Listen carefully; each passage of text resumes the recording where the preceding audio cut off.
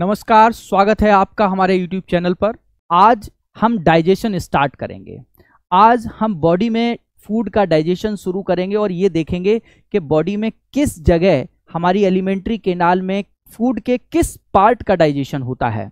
यहाँ से आपके एग्जाम्स में बहुत सारे क्वेश्चंस बनते हैं, तो हम एक एक क्वेश्चन को भी सॉल्व करेंगे लास्ट में। चलिए स्टार्ट करते हैं। सबसे पहले मेरे स्क्रीन पे कुछ क्वेश्चंस हैं जो अक्सर आप सोचा करते होंगे कि आखिर ऐसा क्यों होता है। आइए इन सभी सवालों के जवाब हम आपको देंगे अपने इस डाइजेशन की प्रोसेस को समझते समय। हम ये सारे जवाब भी हल करेंगे कि आखिर ऐसा क्यों होता है। कि व्हाट इज डाइजेशन। तो मैंने आपको डाइजेशन के बारे में क्या बताया था, आपको याद होगा। डाइजेशन वो क्रिया है जिसमें हम क्या करते हैं कि कॉम्प्लेक्स इनडिफ्यूजिबल इनसॉल्युबल फूड को हम एंजाइमों की सहायता से एलिमेंट्री कैनाल में किस में कन्वर्ट करते हैं, सिंपल डिफ्यूजेबल एंड सॉल्युबल कंपोनेंट्स में तोड़ देते हैं। ये जो क्रिया है, ये हमारे शरीर में जो होने वाली ये क्रिया है, इसी को हम पाचन कहते हैं। तो पिछले टर्न पर हमने डाइजेशन को समझा था कि व्हाट इज डाइजेशन। तो डाइजेशन में आपको मैंने ये बता दिया था कि जो भी हमारा फूड है वो कॉम्प्लेक्स फॉर्म में होता है, इनडिफ्यूजिबल फॉर्म में होता है और इनसॉल्युबल फॉर्म में अगर है तो उसे हम अपने बॉडी की एलिमेंट्री कैनाल में ले जाकर एंजाइमों की सहायता से उसे सिंपल, सॉल्युबल और डिफ्यूजिबल फॉर्म में कन्वर्ट करते हैं। देखिए, हम लोग फूड में क्या ले रहे थे, हम लोग फूड में ले रहे थे मेनली जो हमको डाइजेशन करना है वो किस किस चीज का करना था। एक तो हमको डाइजेशन करना था कार्बोहाइड्रेट का, क्योंकि ये हमारे मैक्रोमोलिक्यूल्स होते हैं कार्बोहाइड्रेट। दूसरा हमको डाइजेशन किसका करना है, प्रोटीन का करना है। ये बहुत इंपॉर्टेंट होती है बॉडी के लिए, बॉडी की ग्रोथ और टिश्यू रिपेयरिंग का काम करती है। ये मैंने आपको पढ़ाया था। कार्बोहाइड्रेट हमको ऊर्जा देता है, जो इंस्टेंट एनर्जी है वो इंस्टेंट एनर्जी हमको किससे मिलती है, कार्बोहाइड्रेट से मिलती है। और तीसरी चीज जो है वो हमको डाइजेस्ट क्या करना है, हमको फैट का डाइजेशन करना है। किसका डाइजेशन करना, हमको फैट का डाइजेशन करना है। ये तीन चीजें ऐसी हैं जिनको हमको अपनी बॉडी में एलिमेंट्री कैनाल के अंदर इनको सिंपल मॉलिक्यूल में कन्वर्ट करना है। ये प्रोसेस आपकी डाइजेशन है। तो चलिए आज हम बारी बारी से कार्बोहाइड्रेट, प्रोटीन और फैट को डाइजेस्ट करना सीखते हैं कि किस तरीके से हम बॉडी के अंदर कार्बोहाइड्रेट, प्रोटीन और फैट का डाइजेशन करेंगे। सबसे पहली बात जो मैंने आपको डाइजेशन के बारे में बताई वो क्या थी कि डाइजेशन क्या होता है। तो फिर से वही बात मैं दोहराता हूं कि पाचन वह क्रिया है जिसमें जटिल, अघुलनशील, अविसरणशील भोजन को आहार नाल में एंजाइमों की सहायता से सरल, घुलनशील और विसरणशील अवस्था में बदला जाता है। Digestion is the process in which complex insoluble non diffusible food is converted into simple, soluble and diffusible food with the help of enzymes in the alimentary canal। ये हमारी डाइजेशन है जो मैंने आपको पिछले एपिसोड में भी, अपने पिछले वीडियो में भी समझाई थी कि क्या होता है डाइजेशन। अब हमारी बॉडी की जो एलिमेंट्री कैनाल है, जिसके बारे में मैंने आपसे कहा था कि एलिमेंट्री कैनाल जो है हमारी वो माउथ से स्टार्ट होती है और एनस तक जाती है। बीच में माउथ के बाद mouth cavity, firings, oesophagus, stomach, small intestine, large intestine, rectum and anus, ये पार्ट होते हैं हमारी स्मॉल इंटेस्टाइन के। लेकिन क्या सभी पार्ट्स में फूड का डाइजेशन होगा? नहीं। फूड के डाइजेशन में जो इंपॉर्टेंट रोल प्ले करते हैं वो कौन कौन से पार्ट हैं जहां फूड के ये कार्बोहाइड्रेट, प्रोटीन और फैट का डाइजेशन होगा। तो हमारी बॉडी में जितने भी मैमल्स हैं उन सभी मैमल्स में जो फूड का डाइजेशन है वो माउथ कैविटी से, ओरल कैविटी से यानी वकल कैविटी से स्टार्ट होता है। हमारा सबसे पहले जो डाइजेशन स्टार्ट होगा वो वकल कैविटी में स्टार्ट होगा। उसके बाद वो फेरिंग्स में कोई डाइजेशन, इसोफेगस में कोई डाइजेशन नहीं होता है। फिर उसके बाद स्टमक में डाइजेशन होता है। तो पहला जो डाइजेशन हमारा होगा वो कहां होगा, डाइजेशन इन वकल कैविटी। दूसरा जो डाइजेशन होगा वो होगा हमारा डाइजेशन इन स्टमक, हमारे आमाशय में भोजन का पाचन होगा। और अंत में जो कंप्लीट डाइजेशन होगा वो कहां पर होगा, जाकर इंटेस्टाइन में। कौन सी इंटेस्टाइन, स्मॉल इंटेस्टाइन में। स्मॉल इंटेस्टाइन में फूड का कंप्लीट डाइजेशन हो जाएगा। तो मेनली जो डाइजेशन प्रोसेस है, जो डाइजेशन है बॉडी में, वो तीन ही जगह होता है। कहां कहां पर, मुख गुहा में, बक्कल कैविटी को हम मुख गुहा कहते हैं, आमाशय में और लास्ट में संपूर्ण डाइजेशन जो है वो कहां पर हो जाता है, आपका छोटी आंत में। तो ये 3 वो स्थान हैं जहां पर हमको फूड का डाइजेशन करना है। फूड का डाइजेशन यानी कि कॉम्प्लेक्स, इनडिफ्यूजिबल और इनसॉल्युबल फूड को हमको एंजाइमों की सहायता से किस में कन्वर्ट करना है, simple, soluble and diffusible form में कन्वर्ट करना है। तो ये डाइजेशन जो करेंगे हम, वो कहां कहां पर करेंगे, buccal cavity, stomach and small intestine में। चलिए शुरू करते हैं कैसे डाइजेशन। सबसे पहले हमको ये समझना पड़ेगा कि वकल कैविटी में जो डाइजेशन हम करेंगे, जो मुख गुहा में हमारा पाचन होगा, वो पाचन कैसे होगा। तो मुख गुहा में जो पाचन होता है, ये पाचन दरअसल 2 प्रोसेस में कंप्लीट होता है। हमारी बॉडी में जो डाइजेशन है, वो उस डाइजेशन में एक प्रोसेस तो होती है मैकेनिकल प्रोसेस, यानी मैकेनिकल डाइजेशन यानी कि यांत्रिक पाचन, और दूसरी जो प्रोसेस होती है वो कहलाती है रासायनिक पाचन यानी कि केमिकल प्रोसेस, जो हमारी डाइजेशन होगी। तो सबसे पहली जो हमारी है वो क्या होगा कि जो हमारा फूड है, सबसे पहले हम उसको मैस्टिकेट करेंगे with the help of teeth. दांत जो होंगे हमारे भोजन को छोटे छोटे टुकड़ों में तोड़ देंगे। ये जो क्रिया होती है, ये हम कहते हैं यांत्रिक क्रिया। भोजन को क्या किया है कि जो बड़ा सा आपने टुकड़ा लिया है मुंह में, इतना बड़ा सा, उसका क्या करेंगे, उसको छोटे छोटे टुकड़ों में हमारे दांत जो है वो तोड़ देंगे। तो ये जो प्रोसेस है, ये आपकी कैसी प्रोसेस कहलाएगी, ये आपकी यांत्रिक क्रिया है। तो पाचन की जो क्रिया है उसको हम 2 भागों में बांटेंगे। मुख गुहा में जो पाचन हो रहा है, वो पहले तो यांत्रिक क्रिया होगी भोजन के साथ, यानी कि जो भी भोजन आपने अपने माउथ में लिया है, उस भोजन को क्या किया जाएगा कि दांतों के द्वारा छोटे छोटे टुकड़ों में तोड़ दिया जाएगा। दूसरा, इस भोजन को निगलने की और इस भोजन को मैस्टिकेट करने की जो प्रोसेस है, ये प्रोसेस आपकी किसके अंतर्गत आएगी, यांत्रिक क्रिया यानी कि मैकेनिकल प्रोसेस के अंतर्गत आएगी। ये आपकी मैकेनिकल प्रोसेस होगी, जिसमें हम क्या करेंगे, नंबर 1 फूड का मैस्टिकेशन करेंगे। फूड का क्या करेंगे, मैस्टिकेशन करेंगे। दूसरी चीज क्या करेंगे, यानी कि मैस्टिकेशन का मतलब होता है फूड को हम चबाएंगे और छोटे छोटे टुकड़ों में चबाया जाएगा, और छोटे छोटे टुकड़ों में क्या कर दिया जाएगा, उसको ब्रेक डाउन, तोड़ दिया जाएगा। तो ये जो प्रोसेस है वो यांत्रिक क्रिया होगी। अब हमारा भोजन कैसा हुआ कि जो बड़ा भाग था, बड़ा टुकड़ा हमने जो लिया है, उसको छोटे छोटे टुकड़ों में तोड़ दिया है। अब आगे क्या होगा वकल कैविटी में। अब मैंने आपको पढ़ाया था कि हमारी वकल कैविटी में 3 पेयर क्या पाई जाती हैं। मैंने आपको बताया था कि हमारी वकल कैविटी में 3 पेयर जो हैं वो सलाइवरी ग्लैंड्स पाई जाती हैं। क्या पाई जाती हैं, सलाइवरी ग्लैंड्स पाई जाती हैं। ये मैंने आपको पिछली बार जो हमने वीडियो बनाया था उसमें आपको ये बता दिया था कि हमारी जो माउथ कैविटी है, इसमें 3 पेयर सलाइवरी ग्लैंड्स पाई जाती हैं। कितने पेयर सलाइवरी ग्लैंड्स पाई जाती हैं, तो हम कहेंगे 3 पेयर सलाइवरी ग्लैंड्स पाई जाती हैं। और ये सलाइवरी ग्लैंड्स जो हैं, ये क्या करती हैं, ये सलाइवरी ग्लैंड्स सलाइवा सेक्रीट करती हैं। क्या सेक्रीट करती हैं, सलाइवा। और सलाइवा में क्या होते हैं, सलाइवा में एंजाइम्स होते हैं। सलाइवा में क्या होते हैं, एंजाइम्स होते हैं। एंजाइम्स जिनको हम हिंदी में कहते हैं बिकर।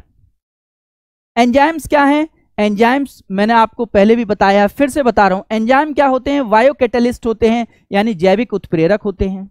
ये क्या करते हैं कि हमारे शरीर में जो भी रासायनिक क्रियाएं हो रही हैं पाचन में, उन सभी की दर को बढ़ा देते हैं, उनकी रेट को बढ़ा देते हैं। एंजाइम्स का काम क्या होता है कि हमारे बॉडी में होने वाली जो डाइजेशन की प्रोसेस में केमिकल रिएक्शंस हैं, उन केमिकल रिएक्शन की रेट को बढ़ा देते हैं।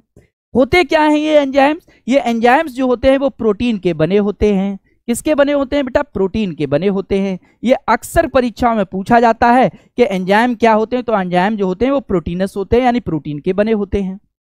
क्या करते हैं शरीर में, जो डाइजेशन की प्रोसेस में होने वाली केमिकल रिएक्शंस हैं, उन केमिकल रिएक्शन की रेट को बढ़ा देते हैं। तो क्या करते हैं, ये रासायनिक प्रतिक्रिया की दर को जो है वो तेज कर देते हैं। एंजाइम्स को सबसे पहले किसने बताया था, एक साइंटिस्ट थे जिनका नाम था कोहने।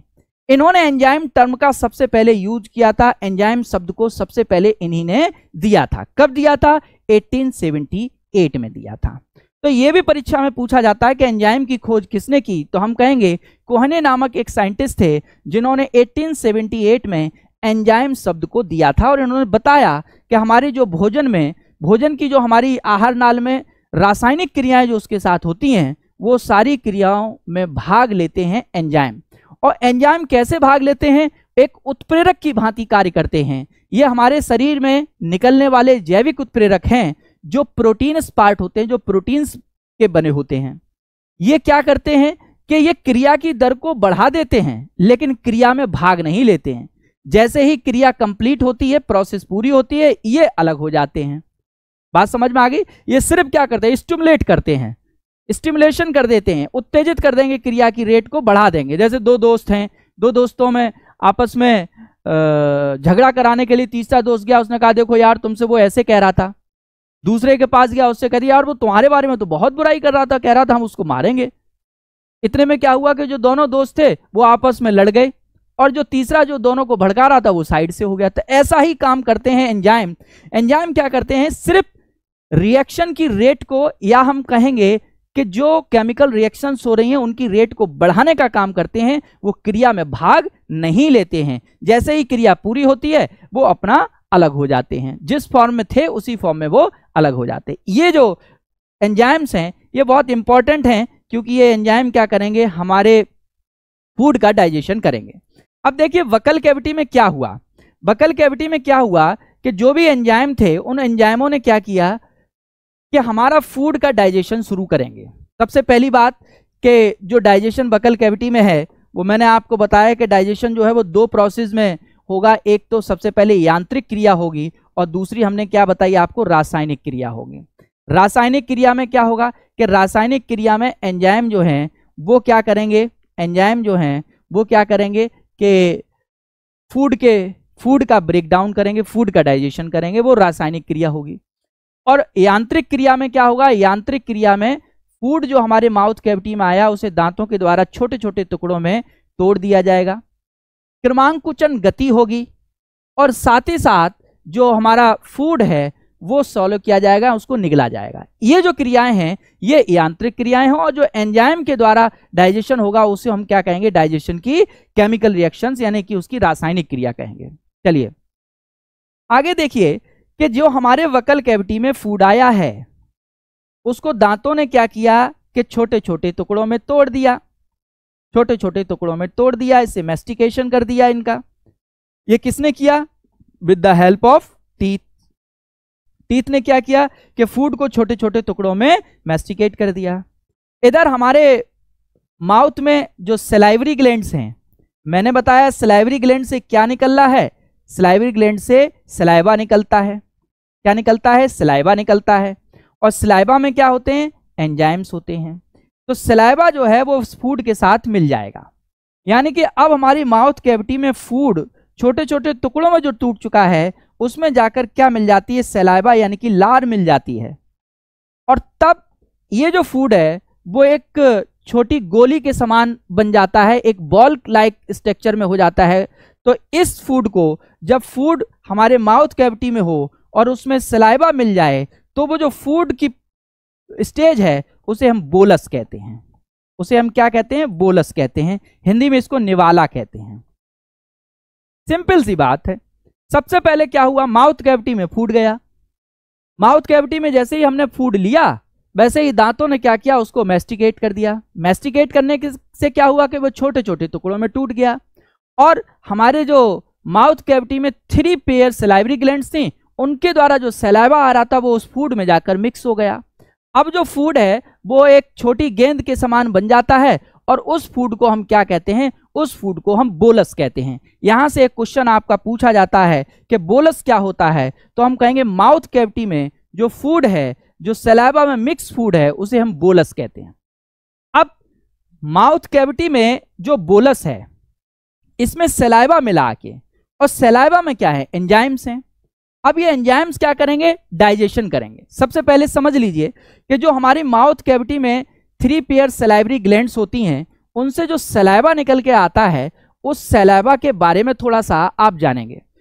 हमारी मुख गुहा में 3 जोड़ी लार ग्रंथियां पाई जाती हैं जिनसे प्रतिदिन 1 से 1.5 लीटर लार निकलती है। सोच लो, अगर आपको लार ऐसे दे दी जाए तो आप क्या करोगे? 1 से 1.5 लीटर का जग जो है वो लार से भर जाएगा। इतनी पर डे हमारे माउथ में लार आती है। कितनी आती है? 1 से 1.5 लीटर जो है वो हमारे माउथ कैविटी में लार स्रावित होती है 3 जोड़ी लार ग्रंथियों से। जो सलाइवा है उसकी पीएच वैल्यू जो होती है, उसका जो पीएच मान है वो 6.8 होता है। ये याद रखना है आपको, क्योंकि यहां से क्वेश्चन आता है कि जो हमारा सलाइवा है उसका पीएच मान 6.8 होता है। अब जब 6.8 है, आपको ये मालूम है कि अगर 7 से कम होता है तो वो कैसा मीडियम होगा? एसिडिक होगा। और अगर 7 से ज्यादा होता है तो वो कैसा मीडियम होता है? बेसिक होता है। यानी ये अम्लीय माध्यम होगा और ये क्षारीय माध्यम होगा। ठीक है, ये आपको मालूम है कि पीएच वैल्यू अगर किसी की 7 है तो उसे उदासीन यानी न्यूट्रल स्टेज कहते हैं, न्यूट्रल मीडियम बोला जाता है, वो उदासीन। और अगर 7 से कम पीएच मान आता है तो वो क्या होगा? एसिडिक माध्यम होगा, यानी कि अम्लीय माध्यम होगा। 7 से ज्यादा पीएच होती है तो वो कैसा होता है? क्षारीय माध्यम। तो हमारा जो सलाइवा है वो कैसा होगा? 6.8 है, अतः ये हल्का अम्लीय होता है। कैसा होता है? हल्का अम्लीय होता है, स्लाइटली एसिडिक। अगर आपसे पूछा जाए सलाइवा के पीएच क्या है, तो सलाइवा की जो पीएच है, पोटेंशियल ऑफ हाइड्रोजन जो है वो कितना है? उसका 6.8 आ रहा है। और अगर 6.8 है तो जाहिर सी बात है कि वो कैसा होगा? स्लाइटली एसिडिक होगा, यानी कि हल्का अम्लीय होगा। तो हमारा जो सलाइवा है वो हल्का अम्लीय होता है। सलाइवा में मुख्य तौर पर टाइलिन एंजाइम और लाइसोजाइम एंजाइम, ये 2 एंजाइम आप याद रखेंगे। कौन कौन से एंजाइम याद रखेंगे आप? एक एंजाइम जो हमारी सलाइवा से निकलेगा वो कौन सा निकलेगा? सबसे पहले सलाइवा से पहला एंजाइम जो है वो टाइलिन एंजाइम होगा, टाइलिन एंजाइम होगा, और ये इंपॉर्टेंट एंजाइम है। और दूसरा एंजाइम जो इससे इंपॉर्टेंट है वो है कौन सा? अभी मैंने आपको पीछे बताया था, कौन सा है? लाइसोजाइम। कौन सा है? लाइसोजाइम। तो दूसरा जो हमारा एंजाइम है वो कौन सा है? लाइसोजाइम। सबसे पहले लाइसोजाइम के बारे में मैं बताता हूं, ये क्या है। ये एंटीबैक्टीरियल का काम करता है। फूड जो हमारी माउथ कैविटी में आया है, बाहर से हम लोग खाते रहते हैं, चाट की दुकान पे गए तो खुले में रखी हुई है, उसको खा लिया, तो हो सकता है कुछ माइक्रो ऑर्गेनिज्म, बैक्टीरिया जो है वो हमारे फूड के साथ हमारी माउथ कैविटी में आ गए हों। तो ये जो लाइसोजाइम एंजाइम है ये क्या करता है? एंटीबैक्टीरियल का काम करता है। एंटीबैक्टीरियल का काम करता है, यानी कि जो भी हमारे फूड के साथ बिन बुलाए मेहमान हमारे आ गए हैं, माउथ कैविटी में बैक्टीरिया आ गए हैं, उनको वहीं पर किल कर देगा। क्योंकि ये बैक्टीरिया की जो सेल वॉल होती है उस सेल वॉल को डाइजेस्ट कर देता है, जिससे बैक्टीरिया जो होते हैं वो किल हो जाते हैं।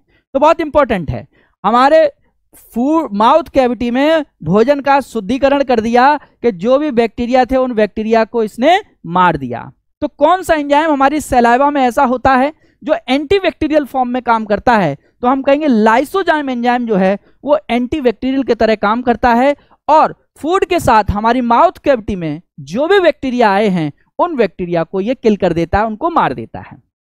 दूसरा बेहद इंपॉर्टेंट जो एंजाइम है हमारा वो है टाइलिन एंजाइम। यहां पर आपको मैं ये बताऊं कि माउथ के, देखो हमको डाइजेशन किस किस का करना? हमको डाइजेशन करना था कार्बोहाइड्रेट का, प्रोटीन का, और तीसरा फैट का। तो सबसे पहले जब माउथ कैविटी में फूड आता है तो सिर्फ कार्बोहाइड्रेट का डाइजेशन होगा, न तो प्रोटीन का डाइजेशन होता है माउथ कैविटी में और ना ही फैट का डाइजेशन होता है। सिर्फ और सिर्फ किसका डाइजेशन होगा? कार्बोहाइड्रेट का डाइजेशन होगा। अब जब भी कोई कार्बोहाइड्रेट डाइजेस्ट होगी तो कार्बोहाइड्रेट जो भी अपनी सिंपलेस्ट फॉर्म में है उसमें कन्वर्ट हो जाएगी। जैसे कि आपको मालूम है कि अगर मैंने मान लीजिए कोई पॉलीसैकेराइड लिया अपने फूड के रूप में, तो वो पॉलीसैकेराइड जो होगा वो क्या कन्वर्ट हो जाएगा? मोनोसैकेराइड में कन्वर्ट हो जाएगा। या पॉलीसैकेराइड पहले डाइसैकेराइड में कन्वर्ट होगा, और डाइसैकेराइड जो है वो किस में कन्वर्ट हो जाएगा? डाइसैकेराइड जो है फिर वो किस में कन्वर्ट हो जाएगा? मोनोसैकेराइड में। कार्बोहाइड्रेट की जो सबसे सिंपलेस्ट फॉर्म है वो ग्लूकोज होती है। हम कोई सा भी कार्बोहाइड्रेट लें, चाहे मोनोसैकेराइड लें चाहे पॉलीसैकेराइड लें, उसका जब डाइजेशन हो जाएगा, कंप्लीट डाइजेशन होगा, तो वो अपनी सबसे सिंपलेस्ट फॉर्म यानी कि ग्लूकोज में कन्वर्ट हो जाएगा, है ना। तो अभी जो हमारा कार्बोहाइड्रेट है ये जब डाइजेस्ट होता है तो ये किस फॉर्म में कन्वर्ट होता है? तो ये कन्वर्ट हो जाता है कार्बोहाइड्रेट। आप ध्यान रखिए, कार्बोहाइड्रेट जब कंप्लीट डाइजेशन हो जाएगा तो कार्बोहाइड्रेट जो है वो किस में बदल जाएगा, ग्लूकोज में बदल जाता है। इसी तरीके से प्रोटीन का जो डाइजेशन होगा, और प्रोटीन डाइजेस्ट होने के बाद सिंपलेस्ट फॉर्म में अमीनो अम्लों में बदल जाएगी, अमीनो एसिड्स बनाएगी ये। इसी तरीके से फैट का जब डाइजेशन बॉडी में होगा तो ये अपनी सिंपलेस्ट फॉर्म यानी कि वसी अम्लों में बदल जाएगा। किस में बदल जाएगा, वसी अम्लों में बदल जाएगा।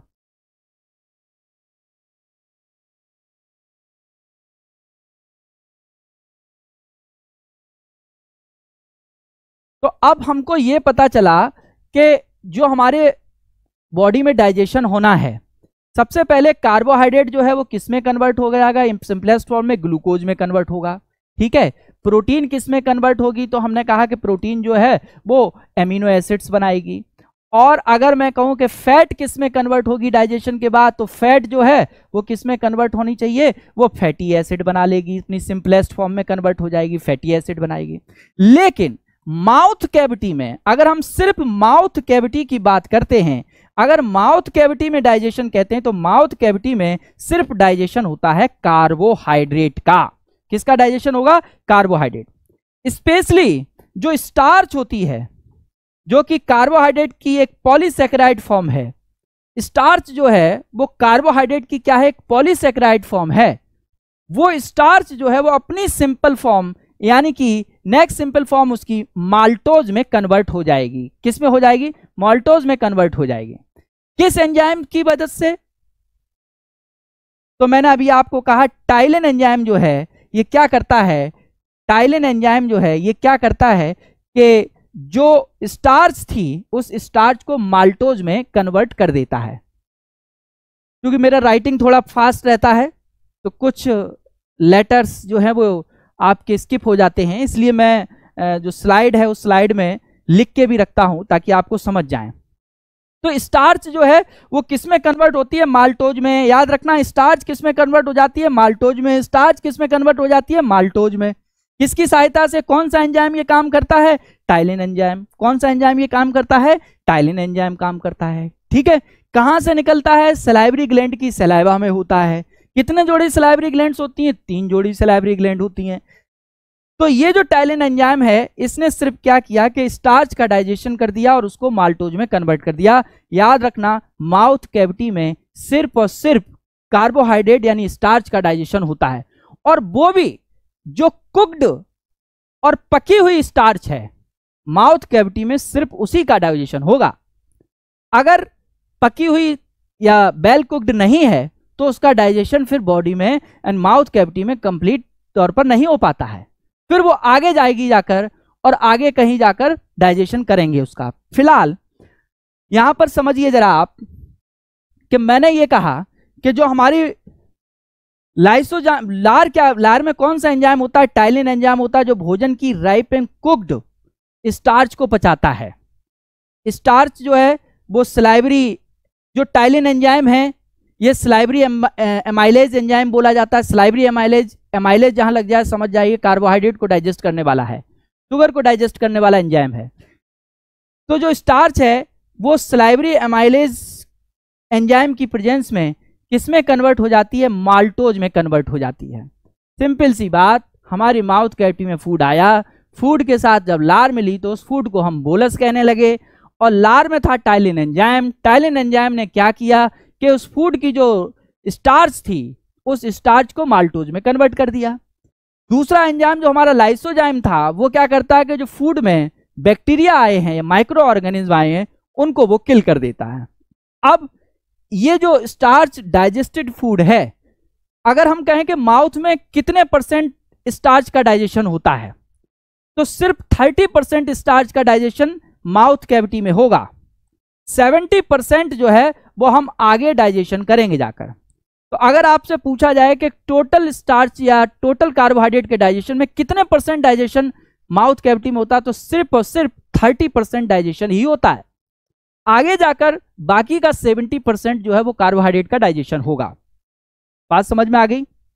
ठीक है, अब चलते हैं आगे। मैंने आपको यह बता दिया कि माउथ कैविटी में डाइजेशन किस तरीके से होता है। बहुत छोटी सी बात है, 2-3 पॉइंट्स हैं आपको ये याद रखने हैं। सलाइवरी ग्लैंड का पीएच वैल्यू क्या होती है, सलाइवा का पीएच वैल्यू क्या है, ये जाने। पहली बात, पहला क्वेश्चन सॉल्व करते हैं, चलिए देर ना करके इस क्वेश्चन सॉल्व करते हैं। The number of salivary glands present in rabbit. Rabbit में मैंने आपको पहले भी बताया था, रैबिट में जो होती हैं वो कितने पेयर, 4 पेयर, कितने पेयर होती हैं, 4 पेयर सलाइवरी ग्लैंड होती हैं। लेकिन ह्यूमन में कितनी होती हैं, हमारे अंदर कितनी होती हैं, 3 पेयर होती हैं। दूसरा question, the largest salivary gland in human. मनुष्य के मुख में सबसे बड़ी सलाइवरी ग्लैंड कौन सी होती है? तो हमारी 3 सलाइवरी ग्लैंड, 3 पेयर जो सलाइवरी ग्लैंड्स हैं उसमें पैरोटिड ग्लैंड जो होती हैं वो सबसे बड़ी यानी लार्जेस्ट सलाइवरी ग्लैंड्स हैं हमारे। तो पैरोटिड ग्लैंड जो होती हैं वो सबसे बड़ी लार्जेस्ट ग्लैंड होती है हमारी बॉडी की। दूसरा, वाटसन डक्ट, ये किस सलाइवरी ग्लैंड से निकलती है? ये जो नली है, वाटसन नली है, ये कौन सी सलाइवरी ग्लैंड से निकलती है? तो ये जो वाटसन डक्ट है ये कहां से निकलती है? ये पैरोटिड ग्लैंड से निकलती है। अगला, इन मैमल्स, स्तनधारियों में digestion of starch start from. Starch का डाइजेशन कहां से शुरू होता है? तो मैंने अभी पढ़ाया यही आपको कि माउथ से, माउथ यानी वक्कल कैविटी से स्टार्च का डाइजेशन स्टार्ट हो जाता है। लेकिन वक्कल कैविटी में सिर्फ 30% स्टार्च का ही डाइजेशन होता है। आगे जाकर अदर पार्ट में हमारी 70% जो स्टार्च बची है उसका डाइजेशन होगा। तो माउथ से स्टार्च का डाइजेशन शुरू हो जाता है। अगला क्वेश्चन है कि पीएच ऑफ सलाइवा इज, यानी कि जो हमारी लार है उसका पीएच मान कितना होता है? तो मैंने कहा 6.8 होता है, जो कि स्लाइटली कैसी है, स्लाइटली एसिडिक है, स्लाइटली एसिडिक फॉर्म में होती है। ठीक है, ये क्वेश्चन ध्यान रखना, स्लाइटली एसिडिक होती है क्योंकि इसका पीएच वैल्यू जो है वो 6.8 होता है। आगे लिखा है starch is converted to maltose by the action of, यानी कि स्टार्च जो है वो माल्टोज में कन्वर्ट हो रही है। स्टार्च किस में कन्वर्ट हो रही है? माल्टोज में कन्वर्ट हो रही है। कहां पर कन्वर्ट हो रही है? तो आप कहेंगे वक्कल कैविटी में हो रही है। तो किसकी वजह से होता है? तो amylase, salivary amylase, salivary amylase जो एंजाइम है, खासकर उस एंजाइम का नाम ध्यान रखेंगे। कौन सा एंजाइम है वो टाइलिन एंजाइम है। कौन सा है? टाइलिन एंजाइम है, जो कि एक सलाइवरी एमाइलेज एंजाइम है। वो क्या करता है? स्टार्च को माल्टोज में कन्वर्ट कर देता है। चलिए आगे चलते हैं। नेक्स्ट क्वेश्चन, अगला क्वेश्चन है सलाइवा कंटेन, सलाइवा में कौन सा एंजाइम होता है? तो आप कहेंगे टाइलिन एंजाइम होता है। कौन सा एंजाइम होता है? Ptyalin enzyme. एक चीज और मैं आपको यहां बताऊंगा कि जो हमारी बक्कल कैविटी है, यानी कि जो हमारी माउथ कैविटी है, उसमें जो हमारी जीभ है उसकी सरफेस पर कुछ ग्लैंड्स पाई जाती हैं जिनको हम कहते हैं एबनर्स ग्लैंड। क्या कहते हैं? एबनर्स ग्लैंड कहते हैं। ये जो एबनर्स ग्लैंड हैं इनसे एक एंजाइम और सेक्रेट होता है हमारी बक्कल कैविटी में, जिसका नाम है lingual linkage enzyme. Lingual linkage enzyme. ये एबनर्स ग्लैंड्स कहां पाई जाती हैं? हमारी जीभ के नीचे पाई जाती हैं। ये जो लिंग्यूल लिंकेज एंजाइम है ये दरअसल लाइपेज यानी कि हमारी वसा को डाइजेस्ट करने वाला एंजाइम है। लेकिन ये एंजाइम निकलता जरूर है यहां से, लेकिन इस समय ये इनएक्टिव फॉर्म में होता है। जब ये हमारी स्टमक में जाता है, जब हमारे आमाशय में पहुंचेगा ये, तो उस समय ये अपनी एक्टिव फॉर्म में कन्वर्ट हो जाता है और वहां पर कुछ मात्रा में लाइपेज यानी फैट का डाइजेशन करेगा जाकर। तो आपको ध्यान रखना है कि एबनर्स ग्लैंड्स कहां पाई जाती हैं? तो ये हमारी जीभ जो है उसके नीचे उपस्थित हैं। कौन सा एंजाइम निकलता है? तो हम कहेंगे लिंग्यूल लिंकेज एंजाइम निकलता है। लेकिन ये एंजाइम यहां पर निष्क्रिय होता है। ये कहां जाकर सक्रिय होता है? जब हमारे आमाशय में जाएगा तो वहां सक्रिय हो जाएगा और वहां पर कुछ मात्रा में ये फैट का डाइजेशन करेगा। यहां पर माउथ कैविटी में ये किसी भी प्रकार के डाइजेशन की क्रिया में भाग नहीं लेता है। चलिए तो अगला क्वेश्चन सॉल्व करते हैं हम। अगला है ऑल डाइजेस्टिव एंजाइम्स आर, सभी एंजाइम्स जो होते हैं, जो पाचक एंजाइम है वो क्या होते हैं? तो मैंने आपसे कहा हाइड्रोलेजिस होते हैं। हाइड्रोलेजिस यानी जल अपघटनीय होते हैं। ध्यान रखिए कि जो हमारे शरीर में डाइजेशन हो रहा है वो कौन सी कैसी क्रिया है? तो जल अपघटनीय क्रिया है। ये सारे एंजाइम क्या करते हैं? जो भी हमारे फूड कंपोनेंट्स हैं उनको हाइड्रोलेज कर देते हैं, उनको हाइड्रोलिसिस कर देते हैं, उनका ब्रेक डाउन कर देते हैं। आगे क्या है? Carbohydrates ingested in the diet of hydrolysed by the enzyme. कौन सा कार्बोहाइड्रेट को डाइजेस्टिव करने वाले जो एंजाइम्स हैं वो कौन से होते हैं? तो अल्फा एमाइलेज। कौन सा होता है? अल्फा में। पेप्सिन जो होता है प्रोटीन का डाइजेशन करता है, सेलुलोज का बॉडी में डाइजेशन होता नहीं है। तो कौन से होते हैं? Alpha amylase. जैसे कि मैंने आपको एक नाम लिखा टाइलिन, जो कि हमारे कहां पर था? माउथ कैविटी में। तो ये वो एंजाइम है जो क्या करता है? कार्बोहाइड्रेट को हाइड्रोलाइज कर देता है। The word digestion means, digestion का मतलब क्या है? एक सिंपल वर्ड में कहेंगे तो यहां पर ध्यान रखिए, hydrolysis of food. Hydrolysis of food, hydrolysis of food यानी कि भोजन का जल अपघटन जो है, ये क्या है? ये ही कहलाता है आपका डाइजेशन। एक वर्ड में अगर कहेंगे तो हम कहेंगे हाइड्रोलिसिस ऑफ फूड। तो आज हमने जो डाइजेशन पढ़ा वो कौन सा डाइजेशन पढ़ा? डाइजेशन हमारी 3 जगह होगा, माउथ कैविटी में, स्टमक में और स्मॉल इंटेस्टाइन में। आज हमने ये पढ़ लिया कि हमारी माउथ कैविटी में डाइजेशन में क्या होता है। तो माउथ कैविटी में सिर्फ और सिर्फ स्टार्च जो है वो माल्टोज में कन्वर्ट होती है, यानी कार्बोहाइड्रेट का डाइजेशन शुरू होता है। बाकी न तो प्रोटीन का डाइजेशन होता है और ना ही फैट का डाइजेशन यहां पर होता है। जो हमारा स्टार्च है वो माल्टोज में कन्वर्ट हुआ है, तो किस एंजाइम की मदद से? तो हम कहेंगे वो टाइलिन एंजाइम की मदद से, जो कि एक एमाइलेज, सिलाइवरी एमाइलेज है। ये टाइलिन एंजाइम कहां से निकलता है, कहां उपस्थित होता है? तो हमारी लार में पाया जाता है, जो कि 3 जोड़ी लार ग्रंथियों से निकलता है। अगर आपको हमारा ये एक पार्ट, अभी सिर्फ हमने डाइजेशन कहां किया है? अभी सिर्फ हमने माउथ कैविटी में डाइजेशन किया है। अब मेन काम शुरू होगा जब ये डाइजेशन कहां पर होगा? जाकर हमारे स्टमक में डाइजेशन होगा। चलिए अब हम अपने उन पुराने क्वेश्चंस पर आते हैं। सबसे पहला क्वेश्चन जो आपका था वो था, अच्छे बड़े होटल में अचार और सलाद जैसे लाकर क्यों रख दिया जाता है? ये चीजें जो होती हैं ये हमारी सलाइवरी ग्लैंड को स्टिमुलेट करती हैं, जिससे सलाइवा सेक्रीट होने लगता है। और जब सलाइवा आएगा तो फिर क्या करेंगे? बड़े बुजुर्ग कहते हैं कि मुख में खाना खूब चबाकर खाना चाहिए। तो सलाइवा जब हमारे फूड में आएगा तो फूड का डाइजेशन होगा और स्टार्च डाइजेस्ट होगी, और स्टार्च जब अपनी सिंपलेस्ट फॉर्म में कन्वर्ट होगी तो माल्टोज बनाएगी। और माल्टोज का टेस्ट कैसा होता है? हल्का मीठा टेस्ट होता है। तो स्वादिष्ट लगेगा आपको खाना, और जब आपको खाना स्वादिष्ट लगेगा तो आप फिर से उसी रेस्टोरेंट में खाना खाने आएंगे। बात समझ में आ गई कि नहीं?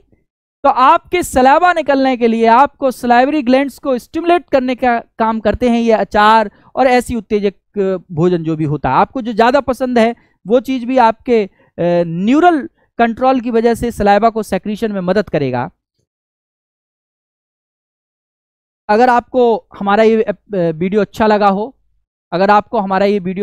हो, तो आप जरूर शेयर करें, अपना कमेंट्स करें और लाइक करें। Thank you very much.